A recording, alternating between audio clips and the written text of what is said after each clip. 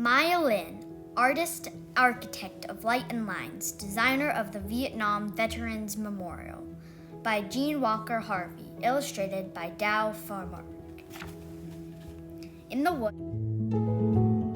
woods by her childhood home, Maya Lin played with her brother and explored and climbed the many rolling hills, one she named the Lizard's Back. On long walks alone, she searched for birds in the forest. Maya sat still as a statue, hoping to tame rabbits, raccoons, chipmunks, and squirrels. In her house, full of light and open spaces, Maya read books and played chess with her brother.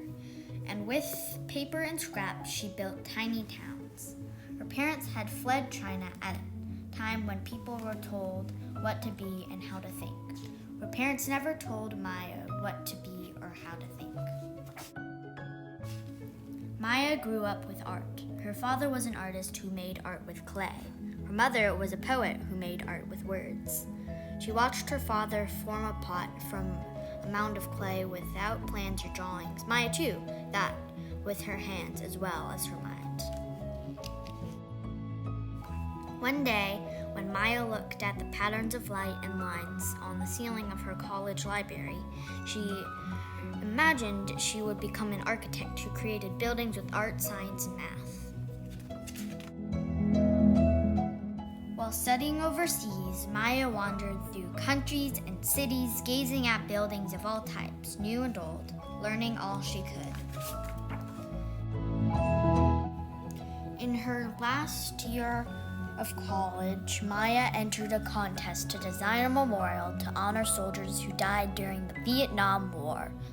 The contest rules said the memorial must blend with a park setting and include the name of every soldier who died fighting or was missing. Almost 58,000 names. These rules rang true to Maya. She knew the power of names. Maya believed that a name brings back all the memories of a person, more than a photo of a moment in time. In the glow of the autumn sun, Maya walked across a field dotted with trees, the site of the future memorial.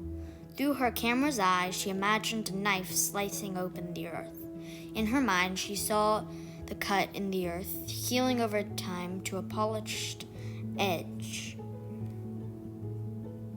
covered from top to bottom with names, an edge that reflected sky and grass, and the people who visited the memorial. Back at school, Maya sculpted a model with mashed potatoes, then with clay. She sketched a soft space of greens and blues, and before mailing her entry, she put her thoughts into an essay. She wrote that her long polished wall would be a quiet place to remember those who died at the war.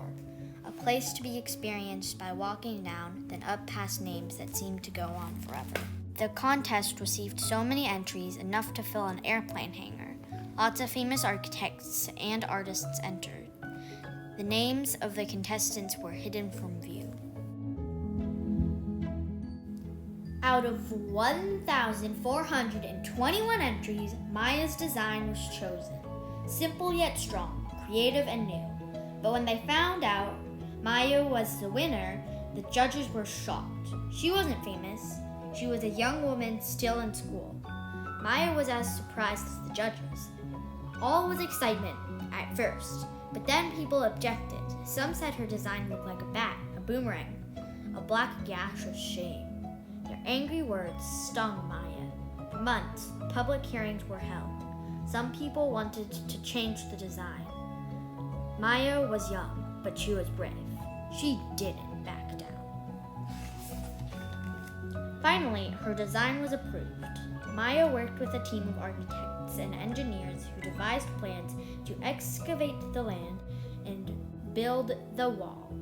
The granite was cut, polished, and engraved with the soldiers' names. The earth was dug up. Maya watched the panels suspended in space set in place. The first time Maya visited the finished wall, she searched for the name of the father of a friend. When she touched the name, she cried, just as she knew others would. Thousands came that Veterans Day to see and touch and remember. Salutes, hands on hearts honoring. And every day since then, visitors have done the same. The Vietnam Veterans Memorial was the first of Maya's many works of art and architecture. Memorials, sculptures, structures, and spaces, inside and out. Each piece is different, but all share Maya's vision. She wants people to be a part of the art. Look, touch, read, walk around, sit by, think about. And just like when she was a child who named a hill the lizard's back, Maya names her projects, often words from nature. Names such as Sounding Stones, Topo, The Wave of Field, 10 Degrees North, Reading Garden. And after naming a piece, the final step in shaping her artwork, Maya Lin, the artist-architect, is ready to dream, think again, and create something new.